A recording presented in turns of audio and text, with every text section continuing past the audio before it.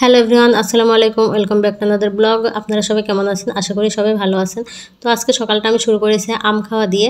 তো সব কিছু যেহেতু আবার আগের নিয়মে চলে আসছে, ছুটি শেষ, ঈদের ছুটি শেষ, আজকে থেকে আপনাদের ভাইয়ের অফিস খুলছে, তো আমার সব কিছু আবার আগের নিয়মে, আগের রুটিনে চলবে।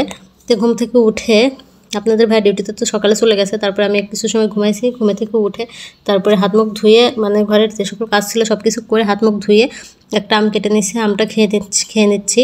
আমটা খেয়ে নিয়ে তারপরে আমি ঘরে কিছু কাপড় চোপড় ছিল সেগুলো ভিজিয়ে রেখে তারপরে রাইস কুকারে যখন তুলে দিতে গেছি তখন দেখি কারেন্ট নাই। তারপরে গ্যাসে তাড়াতাড়ি করে ভাত তুলে দিয়ে এদিকে আমি চাল কুমড়াটা কেটে নিয়েছি। তো আজকে আমি একদম সিম্পল রান্না করব, চাল কুমড়াটা ভাজি করব আর ডাল রান্না করব। কিন্তু রান্না করতে করতে অনেক লেট হয়ে গেছে। সাথে পেঁপে ভর্তা করছিলাম, সেগুলোর ভিডিও করতে পারিনি কারণ একদম লেট হয়ে গেছিলো।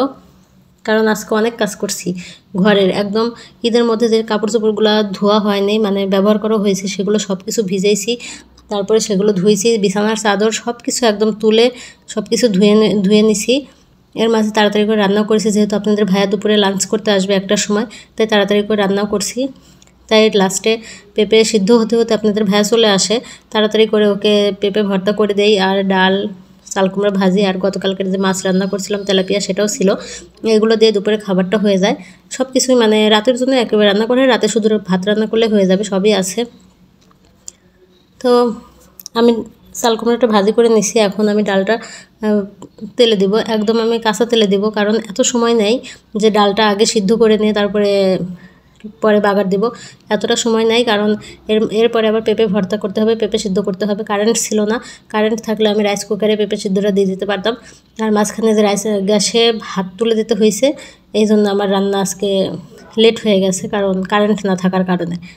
যারা রাইস কুকারে রান্না করে তাদের একটু এই ঝামেলাটাই হয় যে কারেন্ট না থাকলে তখন তাড়াতাড়ি করে গ্যাসে রান্না করতে হয়। তো হ্যাঁ, আপনারা কে কোথা থেকে আমার ভিডিও দেখছেন সেটা আমাকে অবশ্যই কমেন্টে জানাবেন। আর আমার ভিডিও যদি আপনাদের কাছে ভালো লাগে তাহলে অবশ্যই লাইক, কমেন্ট অ্যান্ড শেয়ার করবেন। আর আমার ভিডিওতে কিন্তু বাইরের নয়েজ থাকে, সেটা কিন্তু আমি সবসময় বলি, তো সেগুলোর জন্য আমি দুঃখিত, কিছু করার নাই। তো আমি এখানে একসঙ্গে মানে আলাদাভাবে তো বাগার দিতে পারতেছিলাম না, তাই ভাবলাম যে একসাথে দিয়ে দেই। জিরা, কালো জিরা, শুকনো মরিচও দিচ্ছি আজকে, সব কিছু দিয়ে একসঙ্গে কিছু সময় ভেজে নিয়ে তারপর আমি পরিমাণ মতো পানি দিয়ে তারপর ঢেকে দেবো। আর এটা ঢেকে দিয়ে আমি কিন্তু আরও অনেক কাজ করছি, কারণ যে কাপড় চোপড়গুলো ভিজাইছিলাম, কিছু ধুয়েছিলাম, আবার কিছু বাকি ছিল, সেগুলো ধুয়ে নিছি। ধুয়ে নিয়ে তারপরে এর মাঝে আপনাদের ভাইয়া চলে আসে, ওকে পেঁপে ভর্তা করে দেই, তারপরে একসঙ্গে খাওয়া দাওয়া করে উঠি।